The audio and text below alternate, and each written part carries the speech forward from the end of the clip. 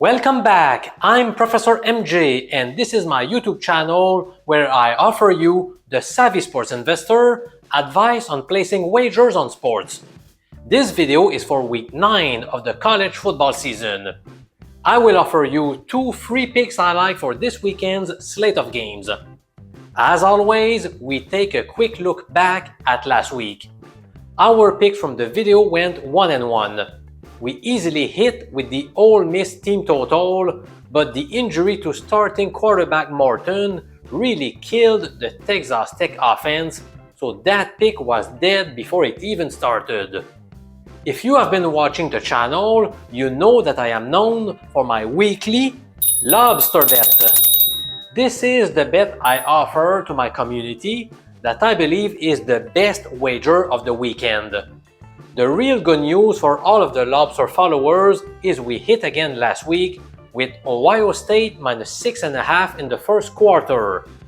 That brings our record with the college football Lobster selections to 4-2.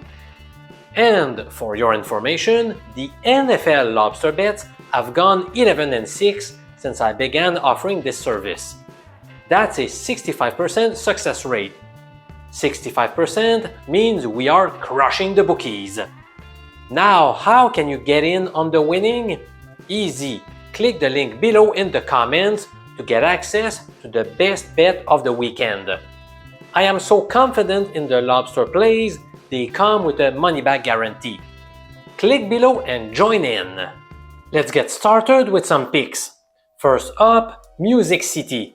We head to Nashville where number 15 Missouri Tigers take on number 12 Vanderbilt Commodores in a matchup with major college football playoff implications. This equates to a playoff elimination game. The loser of this one is on the outside looking in, and the winner is eyeing an SEC championship spot, probably against Alabama. It's truly a pivotal moment for both of these programs that have yet to really claim anything in the college football landscape. The line has Vandy favored by 2.5 and an over-under at 52.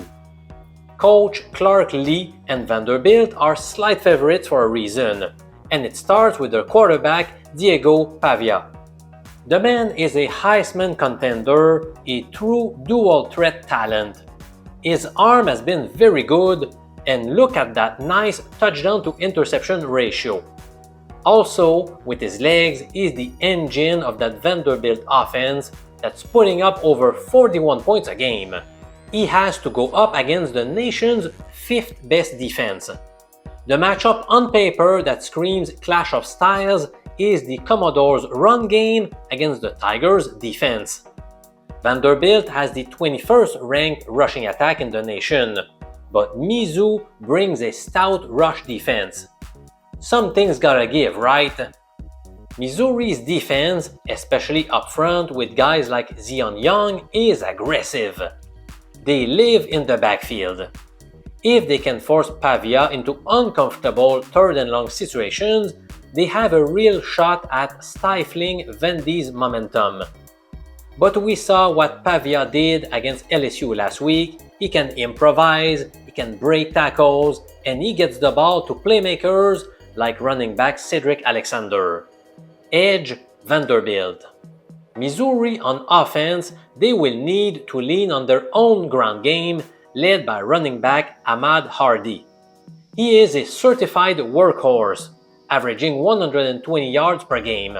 However, he's slowed down considerably these last few weeks. The Tigers will need to get him started back up again, but against Vandy's rush defense, I think Hardy might have some tough sledding. So, the Tigers will have to rely on quarterback Bo Pribula and their passing game. Vandy's biggest vulnerability this year has definitely been their pass defense, ranking near the bottom of the FBS in EPA per pass allowed. If Pribula can hit his targets and continue his outstanding 70% completion rate, the Tigers can punch back. With all that, it's difficult to take a side. I lean Vandy, but I decided to move to the game total. Hearing some of these positive offensive numbers, I started thinking, points. I did a little more digging and found something interesting in one of my favorite stats. Look who sits at number 2 and number 6 in the nation in third down conversion rate. I love it. That screams offenses staying on the field, which means points. With a game total at 52, a key number for us, easy peasy. For the official play, I am going to take over 52 points. I see both teams in the 30s, so I like the number almost wherever it lands. Let's go points! I'm grateful that you're listening in, and I hope you enjoy the content we provide for college football, the NFL, and all sports. Do me a favor, would you? Please click the thumbs up below and let's continue to grow the channel. Thank you from the bottom of my heart for this simple gesture. Boy, the cheeseburgers have been tough on us. For those of you who are new to the channel, we are talking about some underdogs to win straight up. We missed another one last week with Maryland. They looked good when they tied the game up with 40 seconds left. Then immediately let UCLA march 68 yards and kick a walk-off field goal. Close, but no. This week, the Doc has decided to spread the board with a few upsets. Cheeseburgers for everyone. Instead of going a quarter unit on a single game, he's going a tenth of a unit on 5 games. Here on your screen are the 5 underdogs he likes this week. Let's eat! Finally, we'll go to a marquee matchup. We head to Eugene, Oregon, where at 7:30 p.m. the number 6 Oregon Ducks are set to host the struggling but historically formidable Wisconsin Badgers. It's a clash with major Big Ten implications, and for Wisconsin, a chance to shock the world. Oregon is a massive favorite, and why would they not be? Coach Dan Lanning's Ducks are flying high, averaging over 40 points per game, powered by their dynamic sophomore QB, Dante Moore, and a rushing attack that's one of the best in the nation, featuring the explosive tandem of Noah Whittington and Jordan Davison. They put up 56 points last week in a rout over Rutgers. This is an offense that can score in bunches and has shown few signs of slowing down. On the defensive side, the Ducks are stout, ranking top 10 in the country in scoring defense. They have allowed more than 20 points only once this season. They are physical, they force turnovers, and they thrive on Autzen Stadium energy. Meanwhile, Wisconsin is searching for answers. The Badgers have not tasted victory since early September and are coming off back-to-back shutout losses to Iowa and Ohio State. It's been a nightmare season in Madison for coach Luke Fickell.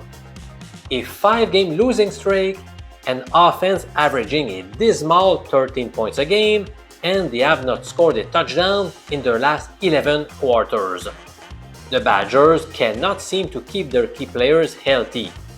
They will lean on the hard-nosed running of Dylan Jones. Unfortunately, the Badger offense is, without question, bad. They rank 134th in total offense with just 271 yards of offense a game. A bright side for Wisconsin, they do boast the 17th ranked rush defense and will try to slow down Oregon's 9th ranked run offense. Last year, Oregon escaped with a last-second field goal, 16-13, but that was in the Cheese State. This year, out west, I expect Oregon to lay one on the Badgers. And I expect the Badgers to keep laying an egg. Oregon will put up 30 points easily and then cruise to a victory. Then they dialed it back offensively and rest the starters to face off against Iowa next weekend. I first considered Wisconsin team total under, hoping I could find a book somewhere that would give us a 7 or 7.5, but I could not find one. If you find one, take it. So we will go with the next best thing and take the full game under. Therefore, my official pick for Wisconsin at Oregon is the full game under 44.5 points. I would consider playing down to 42. Well, that's it for another edition of our college football best bets. We're here each week to offer you, the savvy sports investor, advice on how to grow your bankroll. If you wish to grow your bankroll, you've got two great options available for you. Number one, get this week's Lobster bet in college football. Again, we're talking about the absolute best wager across the board. Number two, receive directly in your mailbox all of my premium picks by signing up at mjpicks.com. I'm always here to help you. Good luck and see you next time.